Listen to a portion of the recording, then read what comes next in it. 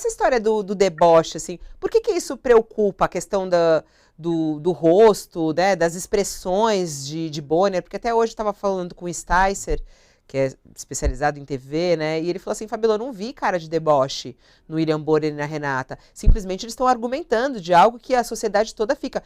Sobre a questão do Bolsonaro, por exemplo, imitar uma pessoa com falta de ar, ou quando o presidente Bolsonaro fala que ele está estimulando o autoritarismo, né? Ou que ele fala que o Bonner está cometendo fake news, e ele faz aquela cara de surpresa. Ô, presidente, fake news, eu? Por que essa questão, o PT levantou essa história do deboche também? Eu acho que tem um ponto, só nessa parte, eu concordo com a análise do Sticer. Tem só um ponto que, quando a fake news que era contada, a mentira que era contada pelo Bolsonaro era muito grande, e o Bonner sabia que não tinha muito como fugir, ele dava uma risada que era um riso de deboche. Né? Até porque não tem muito o que fazer. Vai fazer o quê nesse sentido? A pessoa ele perguntava, o Bolsonaro respondia com a mentira, ele falava que não era verdade, o Bolsonaro falava que era assim, então você tinha que, na verdade, dar risada. Você dava, ou ele riu. Você vai fazer uma análise do que ele fez, teve momentos em que ele recebeu aquilo que ele viu como mentiras, como deboche.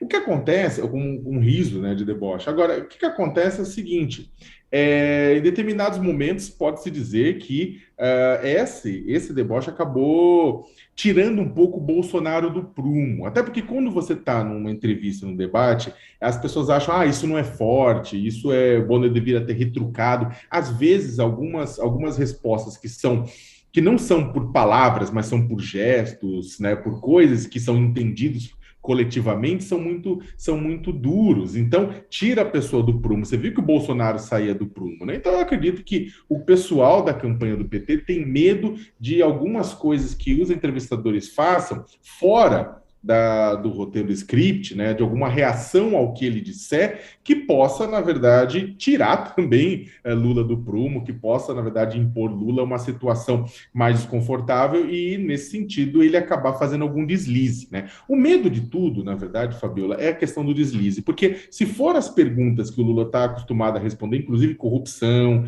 inclusive outras questões como religião, que agora ele também já foi mega treinado para isso, ele vai estar pronto para responder, até porque ele responde sempre, né?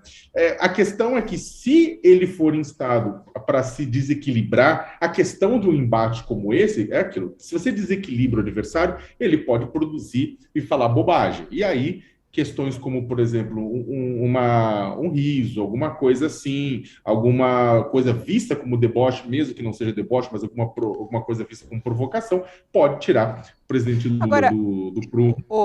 o Sakamoto, o que você acha que é mais delicado pro presidente, a gente sempre fala presidente que é o hábito, né? Porque aqui a gente pode falar nada que as pessoas já falam, porque é o ex-presidente, o candidato Lula, né? O que você acha que é mais difícil para a resposta para ele? Por exemplo, Bolsonaro tem ali algumas questões que a gente sabe que são super delicadas, né? Que ele fica bem irritado quando fala dos filhos dele, e que nem foi abordado na entrevista, né? Ou quando fala alguma coisa relacionada ao MEC, ele ficou também bem incomodado. Com o Lula, o que você acha que é mais complicado para ele responder? Porque essa questão da Lava Jato, o PT está com um discurso pronto, né? Eles têm aí na mão as decisões judiciais em relação a isso. O que é mais delicado para Lula responder? É a gestão de Dilma? Quer dizer, fica para conta dele, não fica? Como é que você acha? O que você acha? Eu acho que esse ponto que você falou, no caso tem um ponto que eu acho que é sensível tanto para o Bolsonaro quanto para o Lula, que é a questão da família. Isso é uma coisa que para ambos é muito sensível. Em colocar, falar de filho, falar de esposa, falar disso, daquilo, isso é sempre muito sensível. Né? Então, eu acho que se você vai atingir, se você vai tratar desses assuntos, são assuntos que acabam gerando, na verdade, nos dois lados, muito incômodo. Né? No caso do Bolsonaro, o MEC gerou incômodo porque era trazer à tona um caso de corrupção que ele tinha dificuldade de explicar, porque ainda ele não explicou. O Lula, por outro lado, no caso do sítio de Atibaia, como o Moro falou, no caso do triplex do Guarujá, não só o Lula vai responder, como é capaz até de contar piada, até porque, como eu falei, ele foi preso por conta disso e saiu já, né? Então, eu acho que isso não vai gerar. Agora, tem algumas coisas que podem gerar um certo desconforto. Por exemplo, explicar, falar um pouco de como ele vai compor com o Centrão, das alianças que ele está estabelecendo, inclusive com nomes que são polêmicos, como o próprio senador Renan Calheiros, né? Que ele é muito criticado,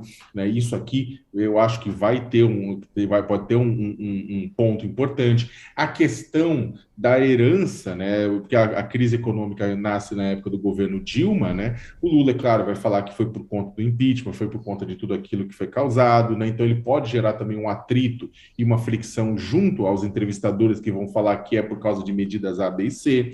Ele pode ser instado a falar da Petrobras, das políticas da Petrobras, isso também pode gerar um certo não uma estabilidade para o lado dele, que ele vai defender o fim da paridade do petróleo no dólar, mas pode também ter um debate junto com os apresentadores que podem defender um outro ponto, né?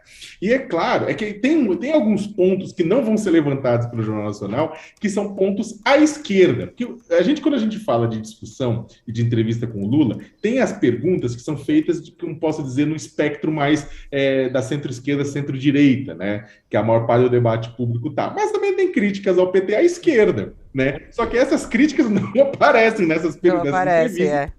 que é forte, né? Que o PSOL faz publicamente.